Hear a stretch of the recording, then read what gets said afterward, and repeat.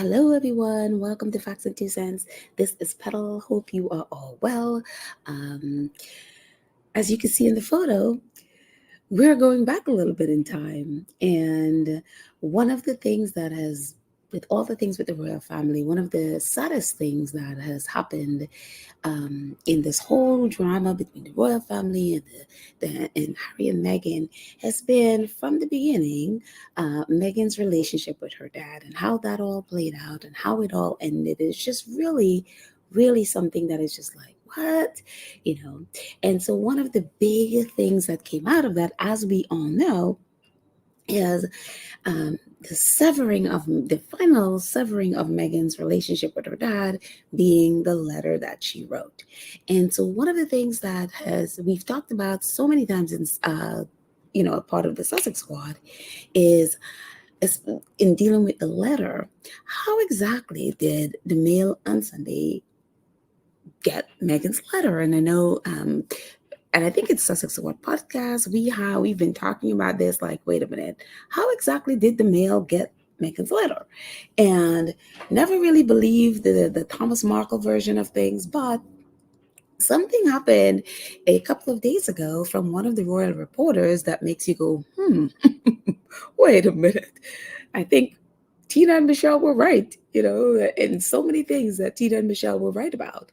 And again, there was so much drama around this letter that was written in 2018, 3-4 months after Harry and Meghan were married, and then revealed in 2019. And then we know the whole drama, and including Meghan suing and eventually winning. How it all, the whole drama started, and with the letter specifically, and how it came to light. I mean, we know that with all the stuff that Thomas Markle was doing, going on the press and saying all these horrible things about Meghan, and Meghan wrote him a letter back in, I think it's August of 2018, begging him to stop going to the press and saying all this stuff about me and my husband and all that stuff, to get it to stop, because it was embarrassing. It was embarrassing her. It was hurting, and really hurting her, and also embarrassing the royal family.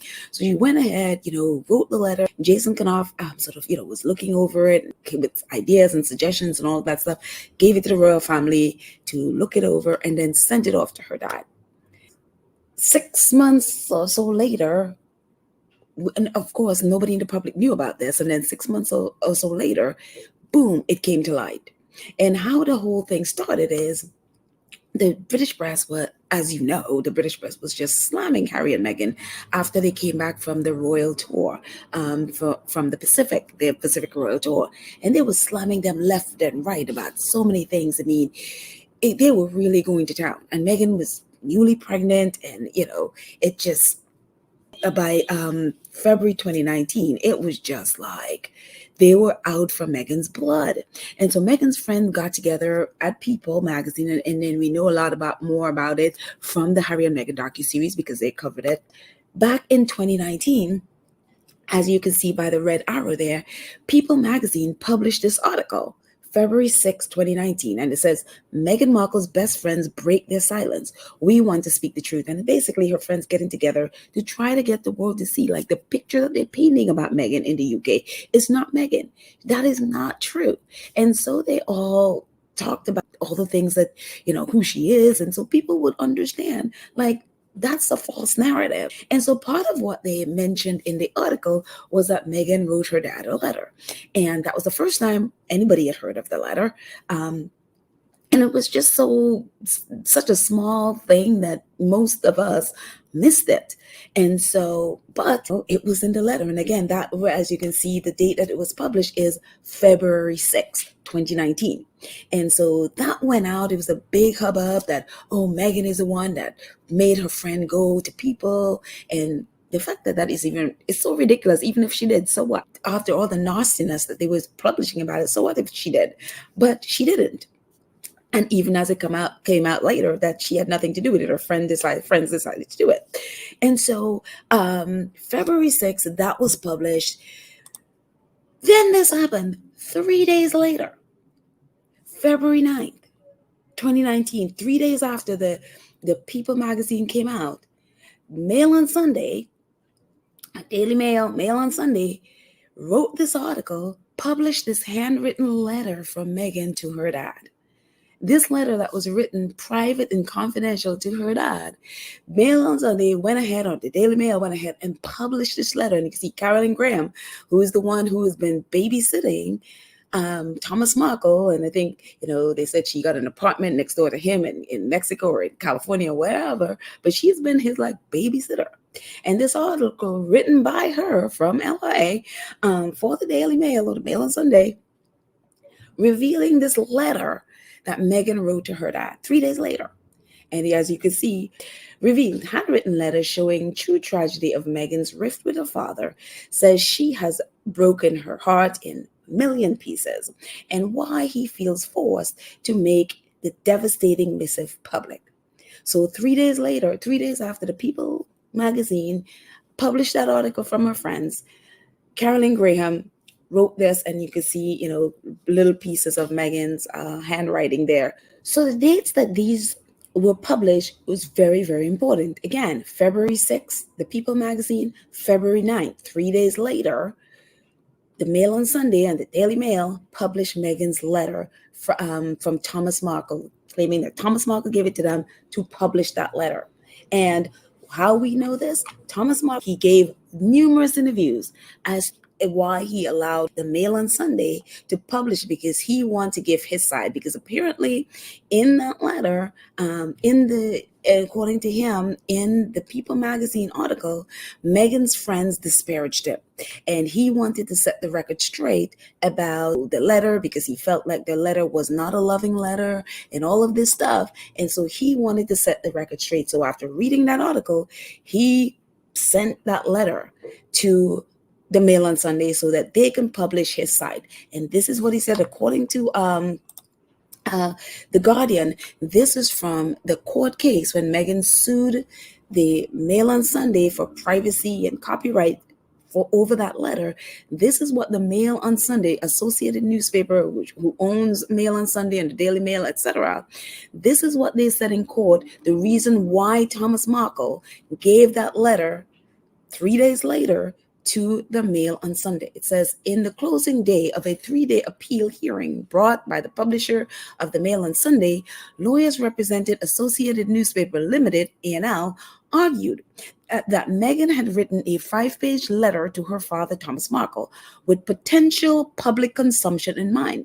And there was a public interest in correcting assertions made in that 2019 article. Andrew Caldecott, QC, representing A&L, said the People's article referred to the letter Meghan had written to her father and had given it a wholly misleading gloss. He said the People article suggested that Meghan had been always dutiful, supporting him throughout with incredible generosity, and he had cold-shouldered her at the wedding, in one of the most important parts of her life. Markle had been accused of giving a cynical and self-interested response, ignoring her pleas for reconciliation in a loving letter. But Caldecott argued Meghan's letter to her father was not a loving letter, not a generous letter, containing allegations that were demonstrably false. Caldecott said it was perfectly reasonable that Markle assumed his daughter was behind the article, and there was an urgency to reply to the claims, as he had been left in a lonely place, and the magazine had 40 million readers a week. Either we believe in freedom of expression or we don't, he said. Thomas Markle had been royally attacked in the People magazine, and this is his reply.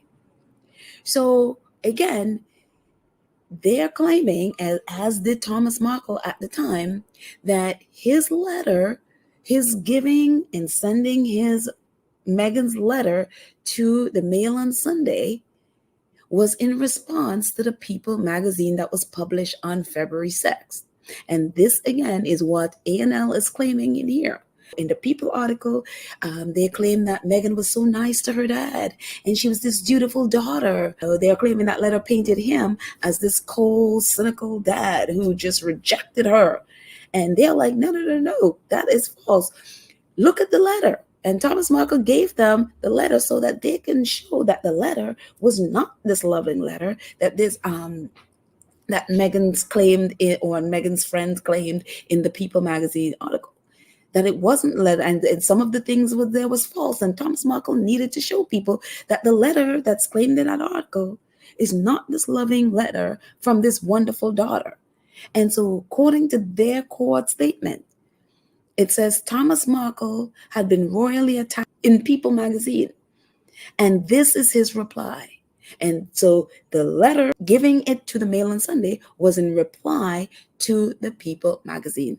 So within February 6th, when that article was published, Thomas Markle would have sent that letter between February 6th and February 9th when the Mail on Sunday article was written. So within that 3 days, they got this letter from Thomas Markle, and they published parts of that letter, which we all know what the deal is, what happened with that, when Meghan sued them and won. The only problem with this whole timeline is that 3-day timeline is this. Emily Andrews was a reporter, I think, for the Sun at the time. She then went to the Mail.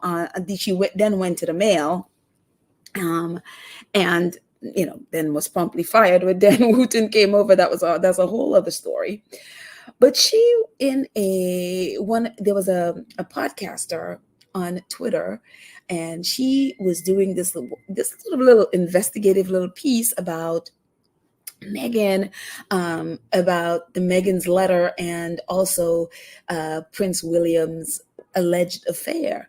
And so Emily Andrews jumped on that, and to try to defend the palace not protecting Meghan's letter with the letter, but protecting William and his lawyers, sending out notices to the press that they're going to be violating his human rights if they publish this stories about Prince William's alleged affair.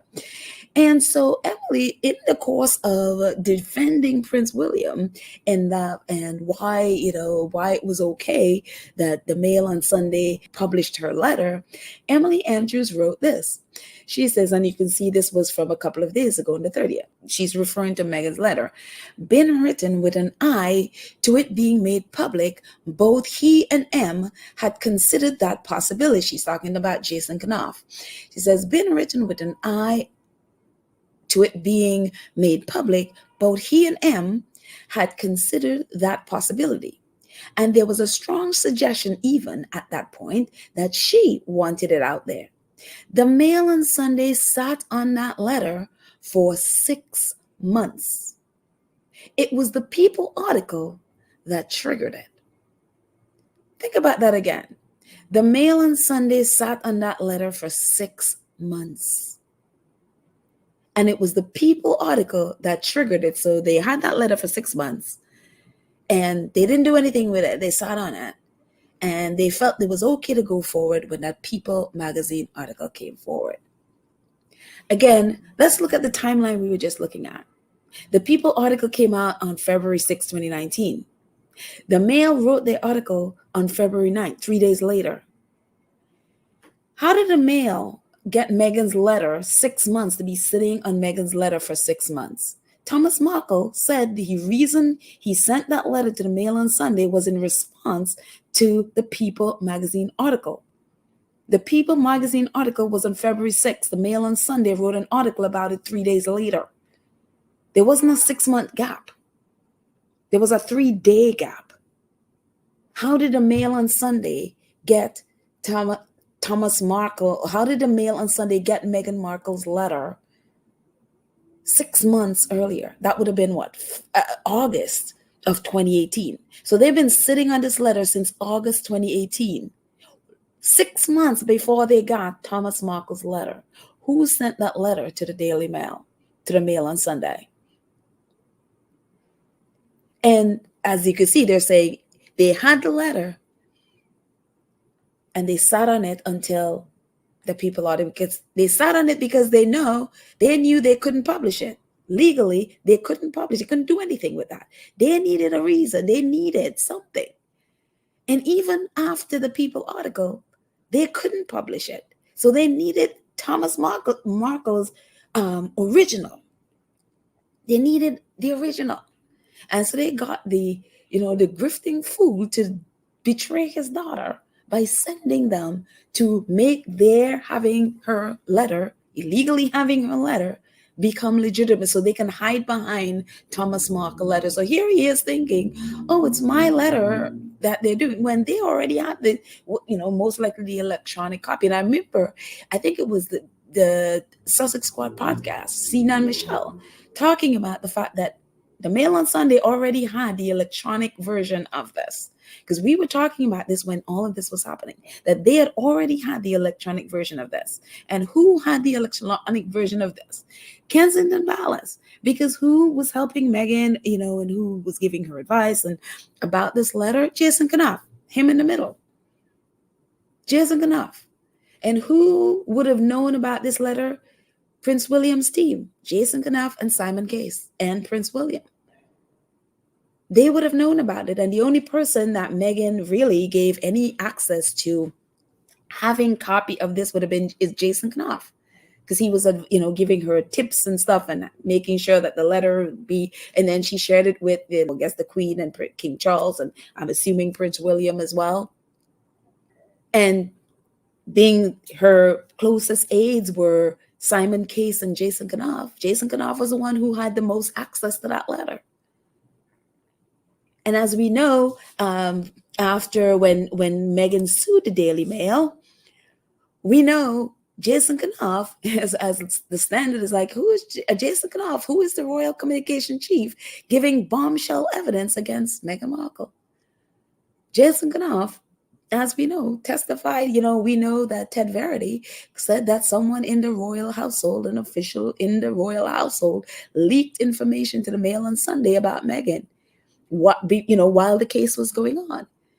And then coming to the end when Meghan won, and then the Mail on Sunday appealed, Jason Knauf gave evidence against Meghan, including leaking her private email and text messages to the Mail on Sunday, putting it out in court, where they tried to twist things and take out parts of her email. And then Meghan, good thing she got the whole of the text and submitted that to them, trying to paint Meghan into this thing, I guess not realizing part of that email and text proved Meghan's point that she did not want anybody to know. She didn't even want the Queen's private secretary, Samantha, whatever her name was, to even see that. And so that backed up Meghan's case. And again, we don't have concrete evidence that Jason Knauf is the one that leaked it. But again, he is the one that had the most access. And it's very interesting that he is the one that went and gave evidence against Meghan. And I really thought about that. Like, why did he have to do that? According to the Meghan and Harry docuseries, when at the end they mentioned about Jason Knauf giving evidence, he claimed, no, it was asked of me to give evidence. Meghan's lawyer said, no, that is false. His evidence was unnecessary. There was no one in her team was asking Jason Knauf for evidence. Jason Knauf gave evidence, and I think Jason Knauf, and this is my opinion, that Jason Knauf leaked that, first of all, he leaked the electronic version to the Mail on Sunday in August of 2018. And then when all things were blowing up and Mail on Sunday realized that they could not win this case, they went back to Jason for more information. So he leaked stuff on Meghan. And then when they really, the case was going on and they really saw they were losing, they needed Jason to come forward because they had it. If he didn't come forward and he was the one that, if he's the one that leaked it, they could have outed him. So he was basically beholden to them to keep feeding information in hopes that the Mail on Sunday would win this case. And as we know what happened, Meghan ended up winning this case. And again, I don't have evidence that Jason is the one that leaked it, but the most likely candidate for the people that leaked this information to the Mail on Sunday would have been Jason Knauf. And well, after this whole mess with possibly being the one that leaked that information to Mail on Sunday and being the one that accused Meghan of bullying staff, that fake bullying charge accusation. This is what happened with Jason Knauf, ex-royal aide who accused Meghan of bullying, given New Year honor. That's right, last year or earlier this year, Jason Knauf was honored by Prince William, and there are pictures of him, which I should have brought in, but of William pinning his honor, the former royal aide who made a complaint of bullying against the Duchess of Sussex has been recognized for his service to the monarchy in the New Year honors. Jason Knauf has been made a lieutenant in the Royal Victorian Order, the RVO, after working for 7 years with the Duke and Duchess of Sussex, and later the then Duke and Duchess of Cambridge. Notice how they framed this. And you remember from the Harry and Meghan docuseries, one of the things when Harry and Meghan were in that New York apartment where staff, Mandana Dayani, Mandana was like, why are they always saying Harry and Meghan staff? Why aren't they saying Prince William's staff? And this is exactly what they were kind of pointing to. The royal, whoever it is in the British press, were covering up Jason's relationship with Prince William. As you can see from here, this is the same thing they're doing. They're claiming that Jason Knauf was Harry and Meghan's, private secretary, basically, at his staff for 7 years. Harry and Meghan were married in 2018. They left the royal household in 2019, officially in 2020. How are they working with Harry and Meghan for 7 years? Jason Knauf was Prince William's private secretary. That was who he worked for. And then he also did work with Harry and Meghan. And so this is what the documentary was talking about. They're covering up that relationship with Prince William. They're always, when they mention Jason Knauf, is that he was Harry and Meghan's staff, as opposed to it being Prince William's staff that covered it up. And again, this is what Prince William household did. Again, going back to the letter, for me, looking at this, the only person that I see that had the access, that had the vendetta against Meghan.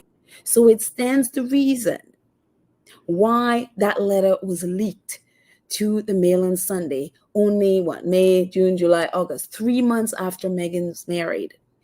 It is just so disgusting. And the people that had access and the people that had the motive, Kensington Palace, and the most motive for me would be Jason Knauf.